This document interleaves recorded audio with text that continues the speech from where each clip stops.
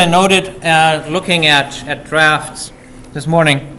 And so the first thing that that I think is going to get people in trouble is the following. Let me see if I can. This would be homework, what, 4A. So here's what I've seen people doing.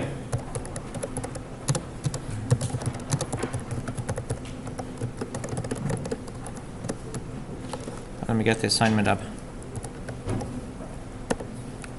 Ah, that's the one you wish you'd have to do. Come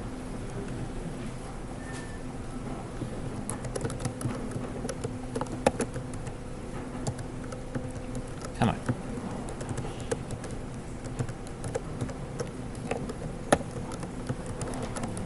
Here we go.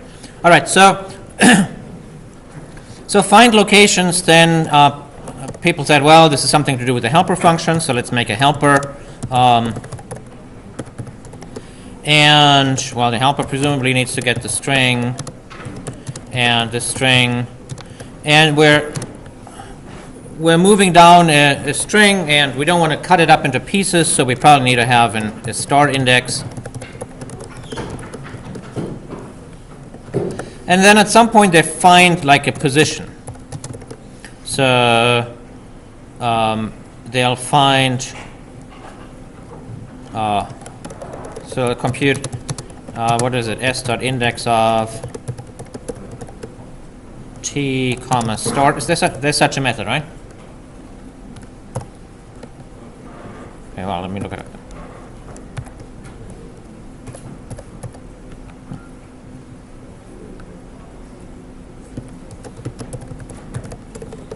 String.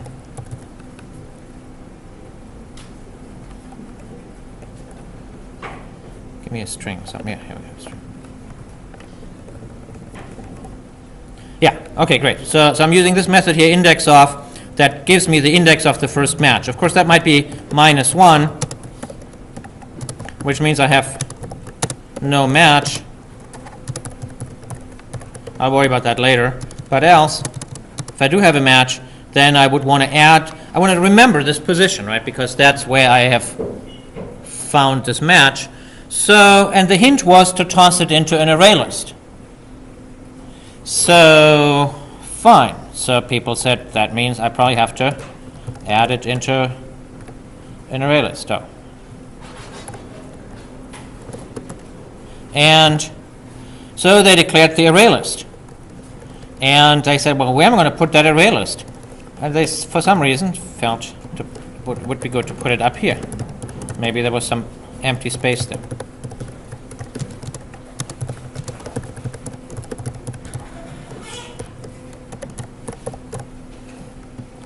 So, and that doesn't work. Oh, I forgot. I have to put a static here. That doesn't work because when you call something from a static method, then the compiler will say, well, you're touching this thing A, and it's not declared as static. And the compiler was unhappy about it. Not exactly ecstatic. So then people said, well, I'll just put static in front of it. And now the compiler was happy. And in the United States, happiness is more important than anything. And so that's good, right? Except one of the testers mysteriously failed. And so what does it mean to have a static array list?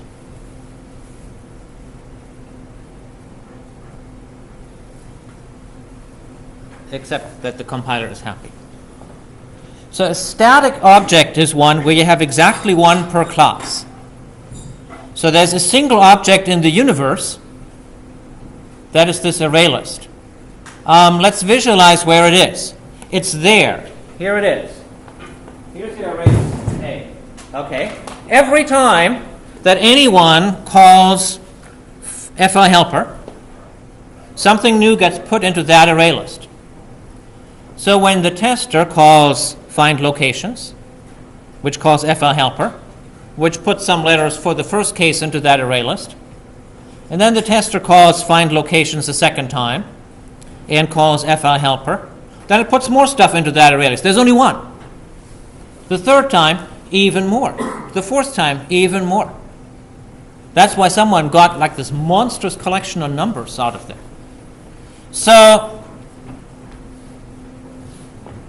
you probably don't want a static array list, because the semantics of static is not what you want. In fact, in my, 15 plus years of Java programming, if I think about how many times did I have a static variable, I had lots of constants, right? Public, static, final. Those are constants. But a static variable, I must have written thousands of classes in my life, and maybe I had 10. Half of which were for a textbook because I had to introduce what static variables are, not because they are important, but because if I omit them, I get letters from professors who say, you're not telling the students what static variables are. They are an important concept in Java. So that's why there is in chapter 8 of the book, there's this whole thing about this bank account example that has, where it stores like the last account number that has ever been given out. But in reality, you don't ever want to have static variables unless you're really, really sure why you want to have a single thing that's shared amongst all functions. So in this case, you definitely don't want it. So those of you who have a static array list in homework 4A, and I've seen them in homework 4C as well, you must take them out. And it's a whole bunch of, it's not an option. You must take them out. You will not be able to come up with a solution that works with it. So instead, what should we do with this array list? And so I unfortunately made a suggestion in Piazza where I said, well, why don't we just make it into a parameter? So let's take it out of here. Why don't we just dump it in here? And that'll work, kind of. That means that when you call it, you have to feed it one.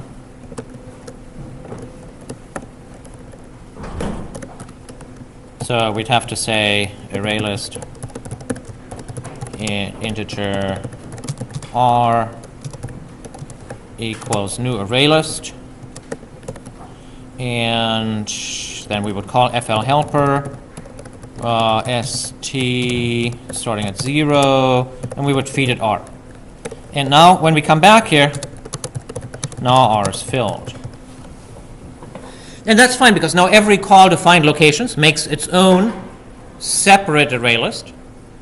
It passes it on to FL helper, which fills it up. Yeah? Does FL helper have a word type? No, I'll come to that. But it's a valid design. It'll work. So this way, the helper will just recursively, at this point here, it'll add, and then it'll call FL helper again, st, some other index. Think of which index would be the right one, and then we would feed it a again. So FL helper gets another reference to the same thing, fills it up. So that'll work. So I guess in this case, I could just return, right? All right, so that's one approach of doing it, where you give this parameter, which is a reference to the thing to be filled up with more and more values. But when I thought about it, it's a little bit not nice, because in general, you're better off having a function that returns the answer, and I think that's exactly what you were trying to get at, that returns the answer instead of returning nothing and as a side effect filling something up. So a more logical thing to do would be to say that FL helper should return this array list. And then it wouldn't be a parameter. And over here, we would have to capture it, instead of making it new here, we would have to capture it out of FL helper. And then we need to turn it into an array, which is a different story. All right, so let's look at this one. In this case here,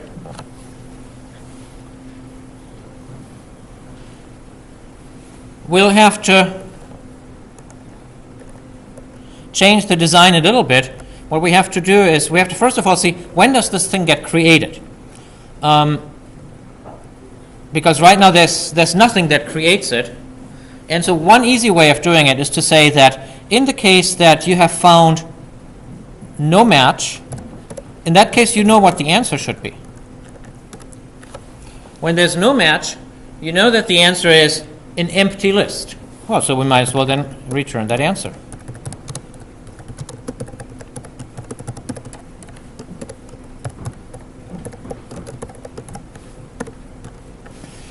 Otherwise,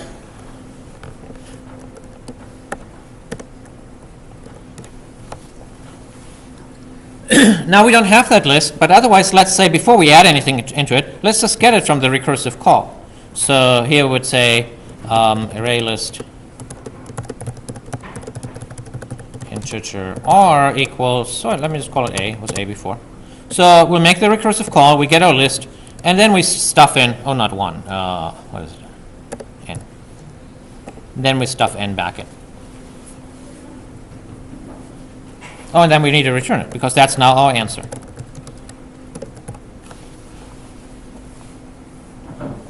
And one minor problem with this approach, let's just run through it with an example.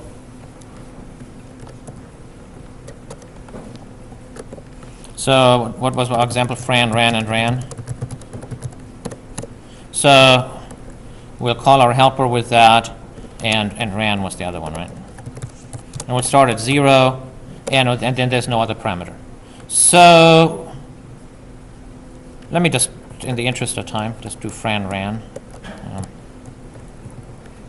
So it'll show what's happening.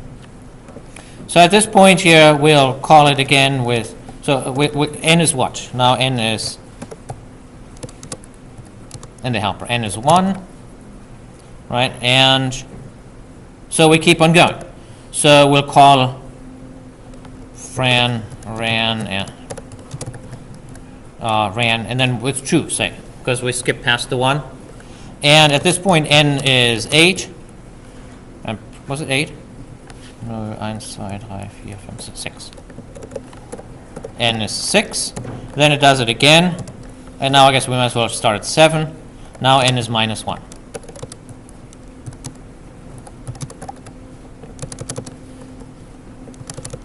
Let me indent it a little bit so you see the... So this one returns, and it returns the empty set. Now this one here, if we look at the code real quick here, then takes the empty set and adds the 6 to it. So this one will return this set. Now we're at the point here where the set with the 6 was returned, and we're adding the 1. What's the minor problem?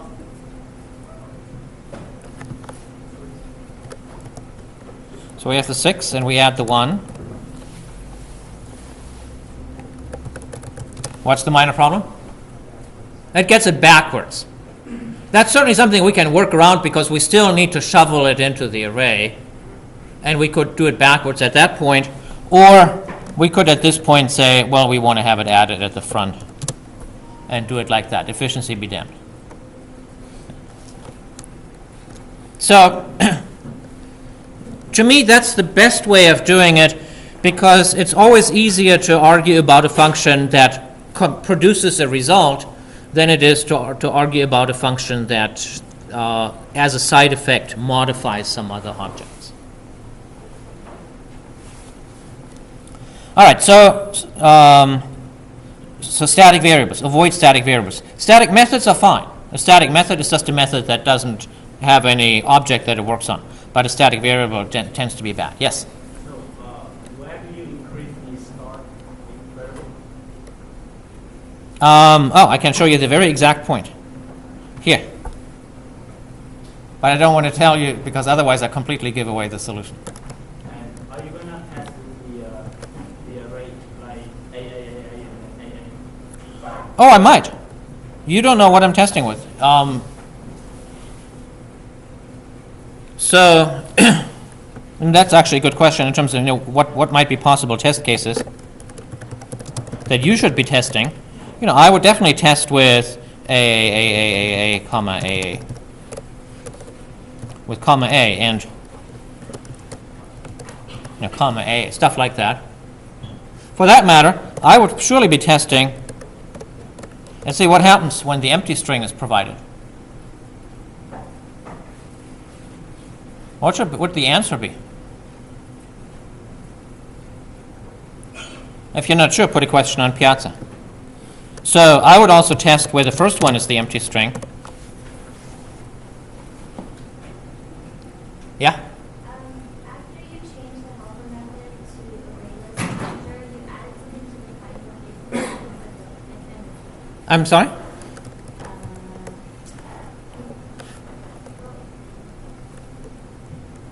You changed the helper method to array list.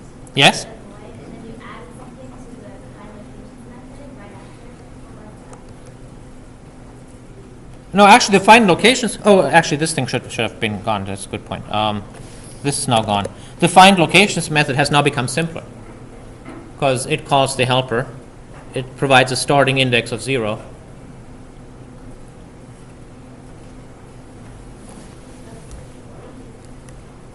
Okay. And actually, now if you think about it, so the helper thing now returns the array list, and now the only remaining job is to turn an array list into an array. There were several discussions on Piazza on how to do that. There's no magic way of doing it. You have to do it by hand. Okay, other questions about 4a?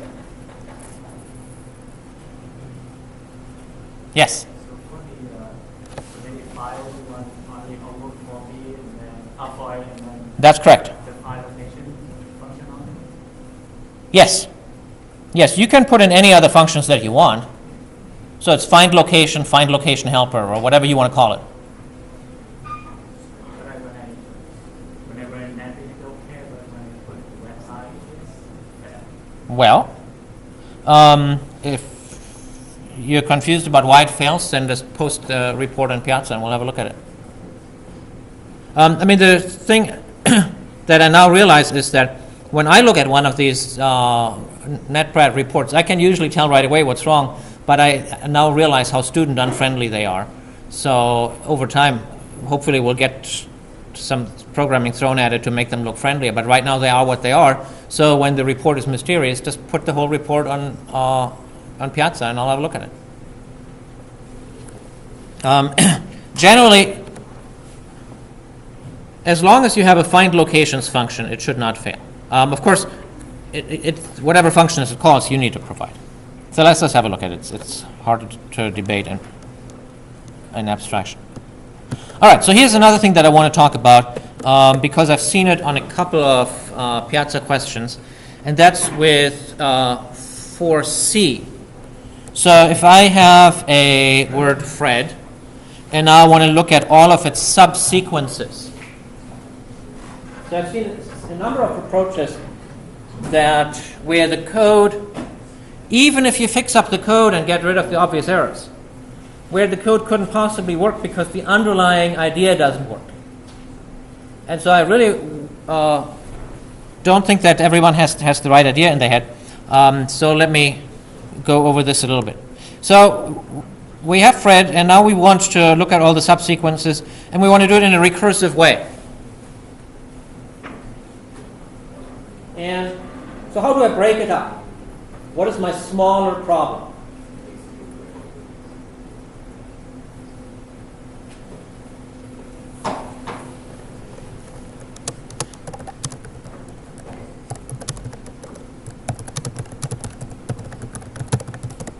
So what's my smaller problem?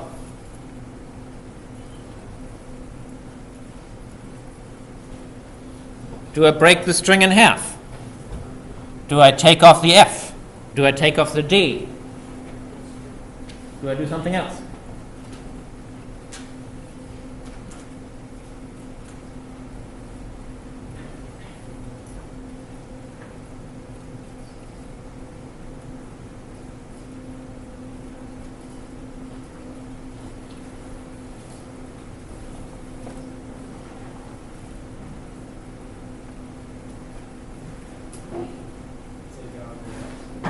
What's that? All right. So I take off the F, and then I say, now take RED, and of course, of that, I know all subsequences. Why do I know it? Because that's how recursion works. Recursion says that I know magically all solutions to smaller problems. So let's see what those subsequences are. They are the empty sequence, R, E, D, R, E, R, D, E, D, R, E, D. That's it. All right. I just know them. I can simply ask for them. Ask and you shall receive. You will receive these subsequences. So out of these, how can you get all subsequences of Fred? Is RD subsequence? RE, yeah? RD. Sure. So subsequence means any sequence of characters that potentially skipping some, as long as the order isn't changed. So DR would not be one.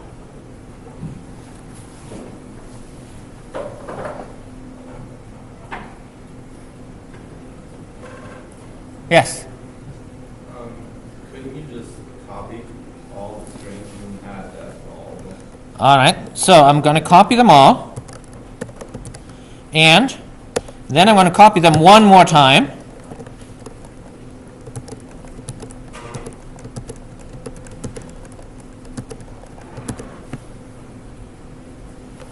And that's what you do.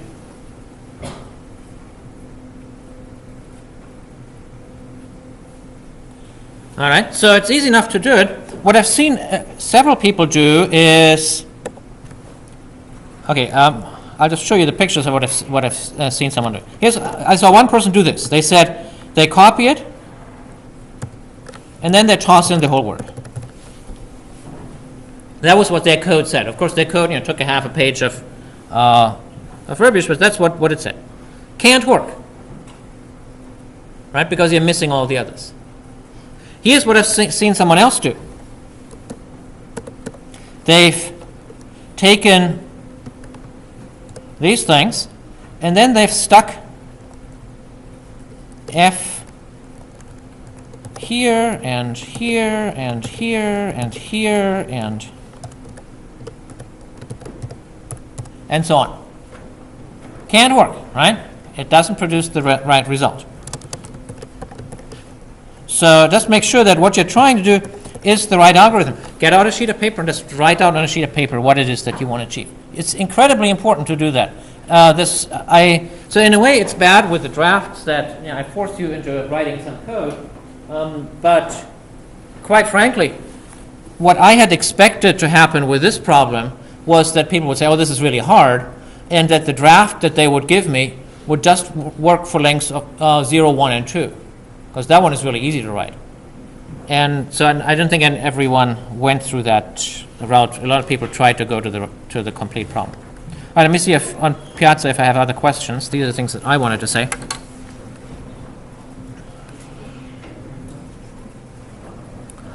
All right. Okay, here I have someone who says that they use static array lists in the homework. And I have an answer.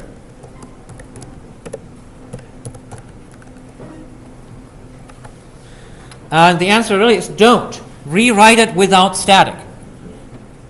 You might be able to, if you empty that thing at just the right circumstance, you might be able to get it to work. But it's not a useful skill, because the other reason that we dislike static is that as you learn pretty soon, when you have to process, when you have to write programs that need to work on multiple processors, you're calling this method. You're calling that find method. Well, that's just one of the processors on your machine. The next processor might also not want to be idle, and it might also want to execute your code. And so it's more and more common that code gets executed in parallel. Anytime that you have a shared data structure that gets accessed in parallel, then it can get messed up. So you're much better off writing your code in what's called a functional style, where you ask a question, you get an answer back, and that answer just uses its own separate local data structure, its own collection. So don't do it with statics. You want to learn how not to do it with statics. All right, here, homework 1A. Return null. Okay, great question. Why does it say return null?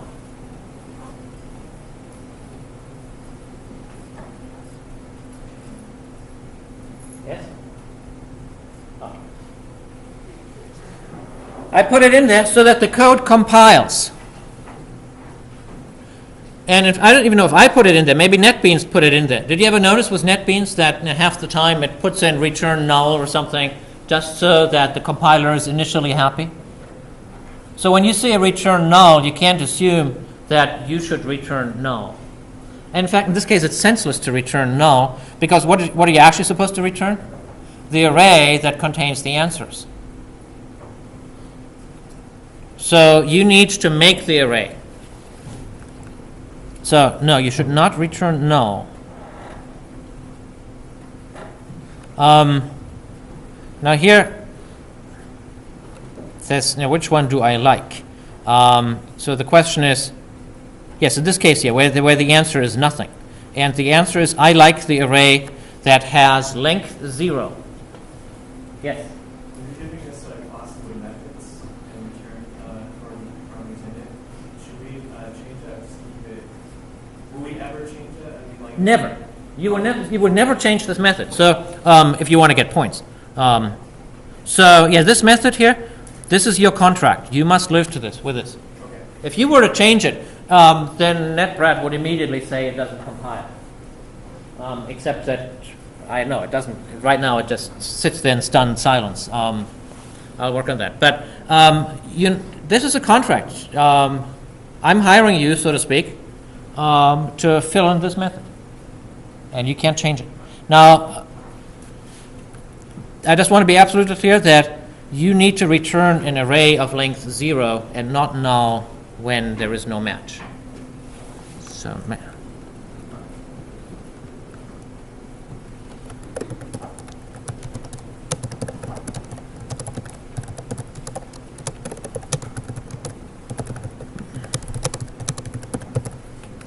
Actually, this is easier than you think because when you write the regular old code that shovels an array list into an array, you'll automatically get the right answer.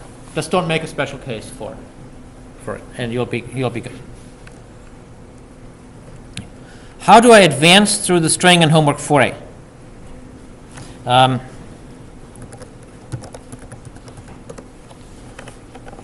So generally, when you have a recursive helper function and you want to somehow move through a string, so here's my string S, and so then I call helper S0, and so that helper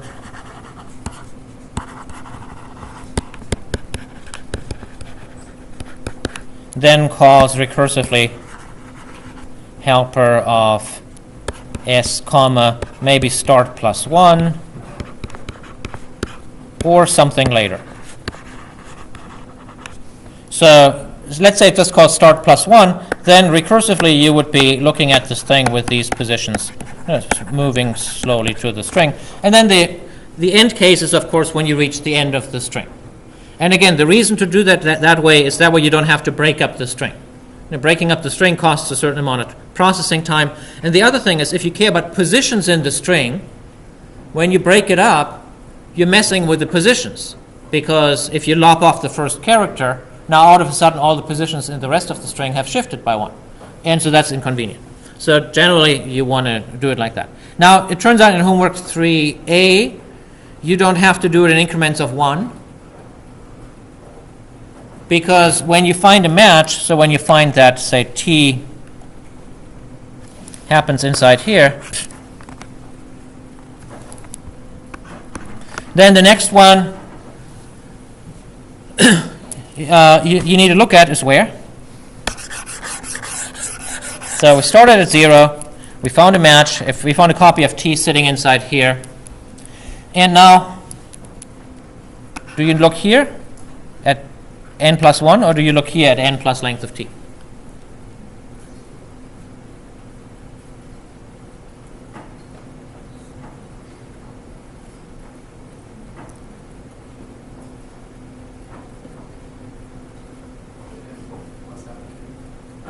Okay, so you say this one here.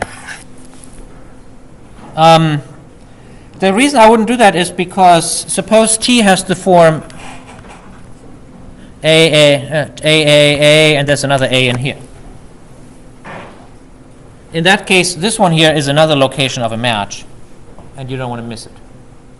So you do need to look at n plus 1 and not n plus length of t. The point that I wanted to make is that in this case, you don't want to go through it one at a time, but you want to skip to the next match. All right. Parameter question. If we look for fan in fan is a fan, it should return an empty array. Yes.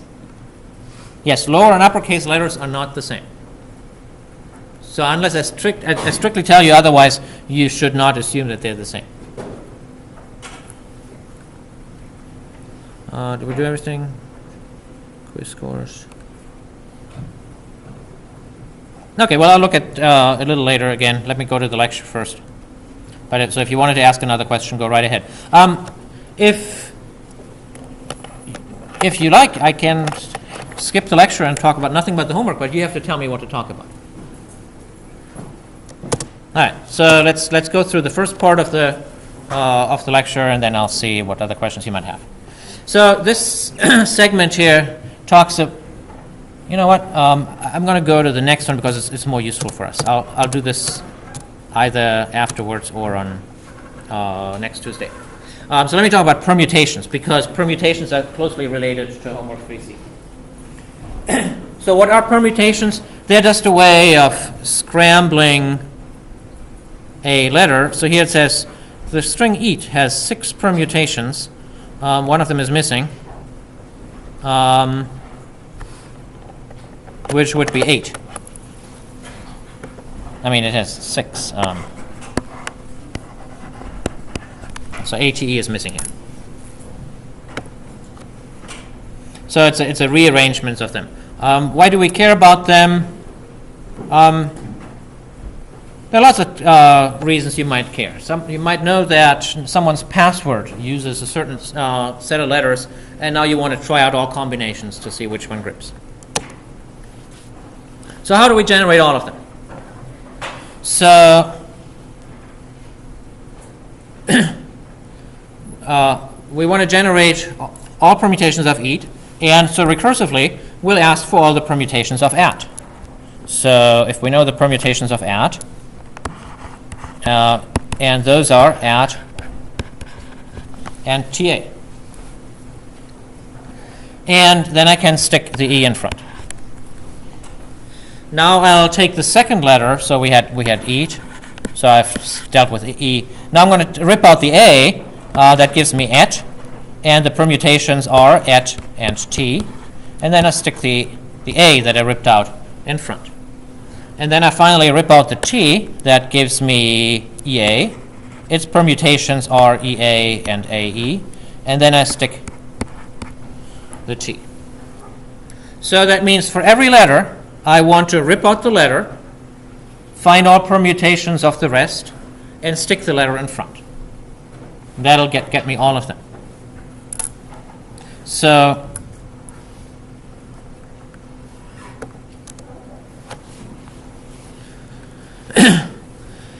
so I make this shorter word. That's one that rips out the ith letter. I make a generator that can enumerate those, and I ask it, what are all those permutations of the shorter word? And then for all of them once, see this is this array list that I get recursively, I stick my ith letter up to the front.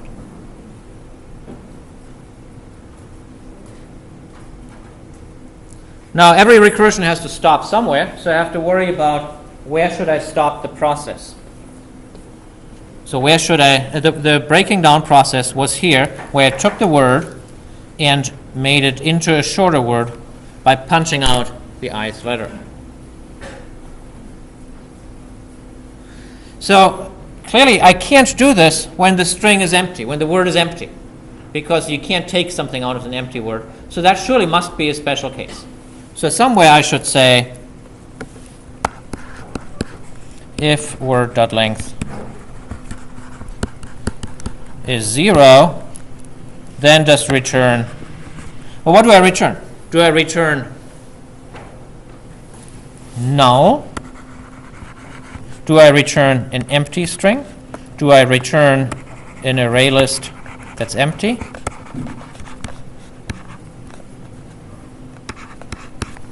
What do I return?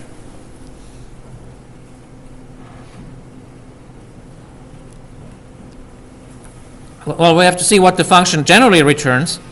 It returns an array list because a string has many permutations. It must collect them all. So therefore, it can't return a single string. It must return an array list. That knocks out the option of returning the empty string. And could it return null? That wouldn't be such a great idea, because then when the caller gets it over here and wants to iterate through it, what would happen if this thing is null? Then you would get a null pointer exception. So you should really return an empty array list. So in general, it's pretty rare that you want to return null. So if you have a choice, it's if you collect stuff and you ask to return an array or an array list, you should generally not return null. You should return an empty thing. Or also, if you're asked to return a string, you should return the empty string and not a null. And null is not as useful as you might think. All right, so just a clicker question to see whether everyone is alive.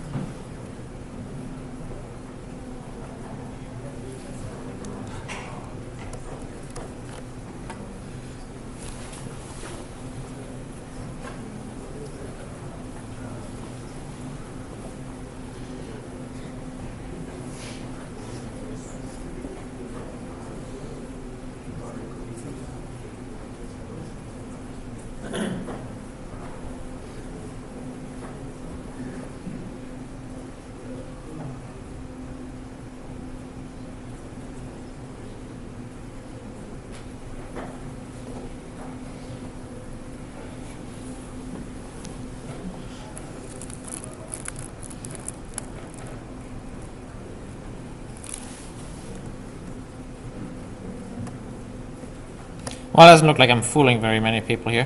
All right, so that's what it is.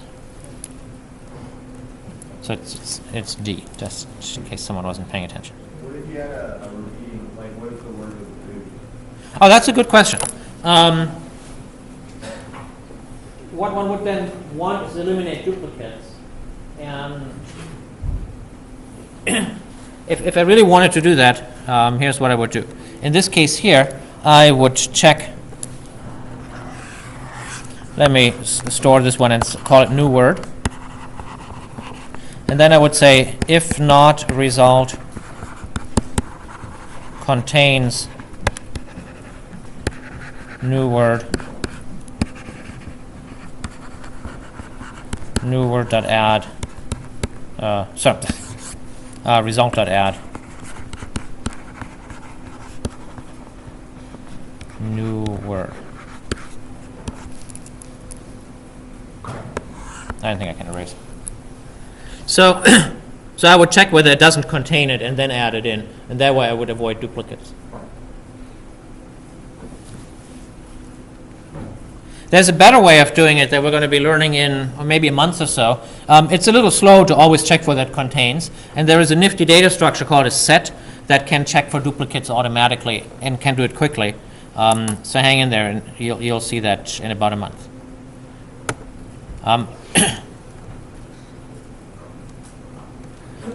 All right, now here's the question that I actually want to get at. Going back here, notice that the answer for that the number of items that you get, how many items do you get for beat? You get 4 plus 4 plus 4, no, sorry, 6. 6 plus 6 plus 6 plus 6, right?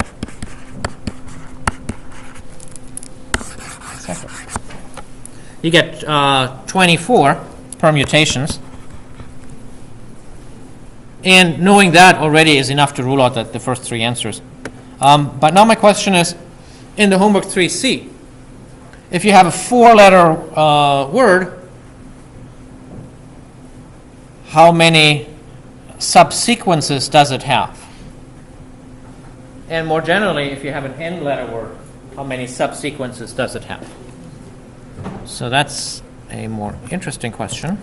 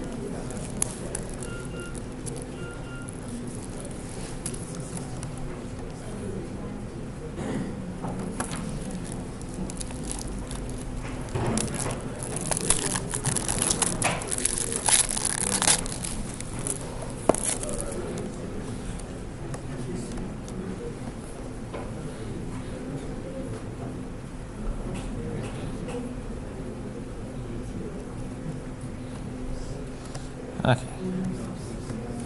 All right, so looks like one candidate here is getting no votes. It's probably Newt Gingrich. No, it's N. So it's a battle between n factorial and 2 to the n. There's a good number of people who said n factorial.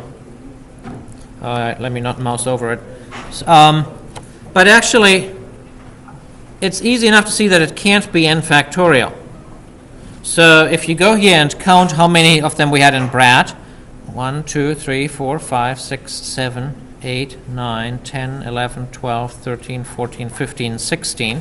So we had n equals 4, and we had 16 subsequences. Okay, what's 4 factorial? It is 24, okay? So that couldn't possibly have been the answer. So that means that n couldn't have been the answer either, because n is 4, not 16. How about n squared? That now looks surprisingly promising, because 4 squared is in fact 16. But let's try it for n equals 3. So that would be if the word was just rat. And how many do we get? We get the empty string, R-A-T, R-A, R-T, and A-T, and R-A-T, for a total of 8. And so 3 squared is 9. So it had to be 2 to the n. Now, why is it 2 to the n? Think of it the following way. You have a string that's made up out of n characters. Each time when you form your subsequence, you have a choice. Do you include it, or do you skip it? Do you include it, or do you skip it? So here I said include, skip, skip, include, include, skip, include, include. So you can think of it as a binary number between a binary number with n digits, and there are 2 to the n of them.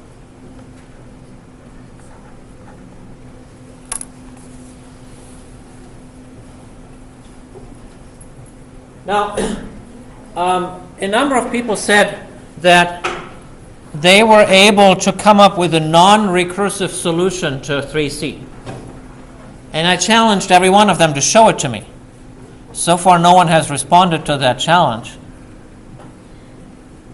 Because if you think about it, it's not so obvious how a non-recursive solution would look like.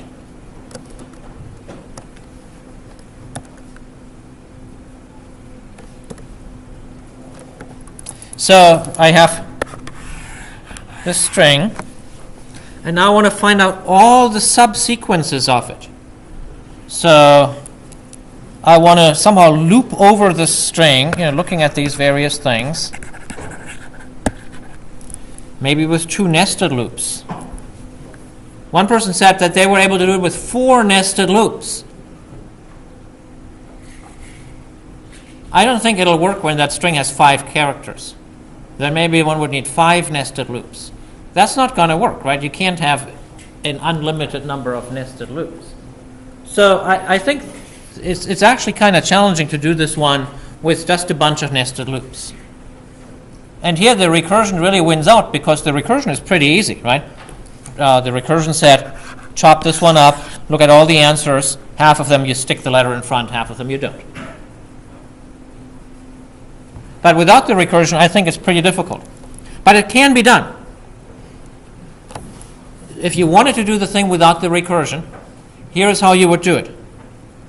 Is you would generate all the numbers between 0 and 2 to the n minus 1. You can do that in a single loop. You would convert each of them to binary. And then, let's say you have a binary number.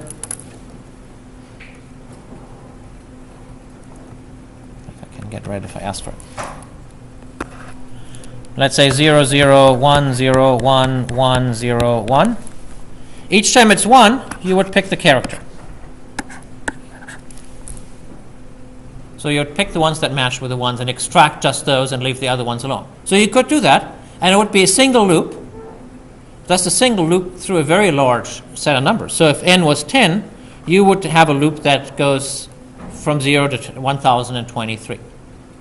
And it would be a lot of work to do the conversion to binary, to pick out the right digits, but it could be done. It could absolutely be done without recursion. It's just that the non-recursive solution would be a lot harder.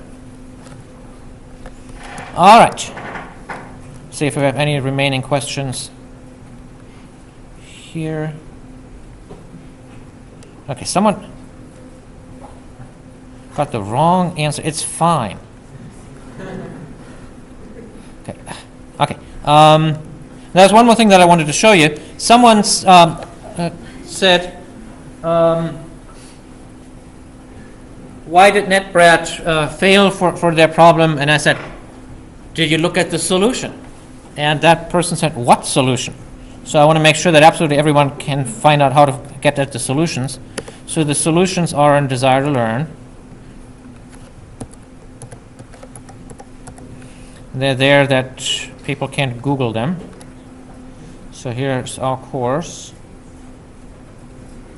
All its glory. They're here under Content. So when you go to Homework 3, for example, you'll get a zip file, you open it,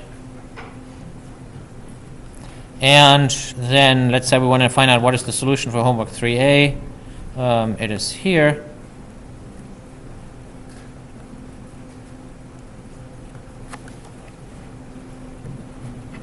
And you'll see that my solution is actually kind of nice and short. If you wanted to know what some of the testers were that you didn't get to see, they're in the grader directory. Like here's the file not found tester. And if you want to see what it did, is it simply invoked your main function with no such file.txt, which doesn't exist. And then it wanted your program to print file not found, because that's what the specification was. And if you did, then the output would say whatever your program output was, hopefully file not found, no such file.txt, and that would say expected, file not found, no such file.txt. And in that case, it would pass. So have a look at that. Sometimes the testers are a little bit harder to understand, because they use this little testing language. In that case, just ask a question. There's no glory in learning that thing, I don't think. Like someone asked, why didn't something have an input? You sometimes can get an idea by looking at this file here, this check.properties file, and here the input is right in here. So that might help you sometimes deciphering the message. But if you're not sure, by all means put a question out on Piazza, and I will try to get to as many of them as I can. I do realize that the grader made a whole bunch of mistakes, and I am asking her to deal with it and fix them. All right, so hopefully over time this tool will be easier. You will get a bit more used to it. The one thing that I must say, though, is you simply must pay attention to the file names. I'll see if I can put in a better diagnostic, but there's really nothing that we can do if you don't put in the right file names. And at this day and age, I rely on the fact that you know the difference between a Java file and a text file and a zip file and all that stuff. All right, on to the lab. So we are lab 3. So at this point here, you should have been done with a simple recursion. And if you didn't get done, just shelve it and do it some other time and move on to part B, the more complex recursion, which is pretty much fill in the blanks. And then we have part C. By popular request, someone said that idea that you had with those index cards sounds really nifty. And I said, well, yeah, maybe we should just have everyone try it out. It turns out that for love of money, I can't get index cards anymore at San Jose State. No one uses index cards anymore. So the best I could do is post it, so I'll hand those out. Or you can just go and grab a few when you're ready to do this. All right. So when you get going with the lab.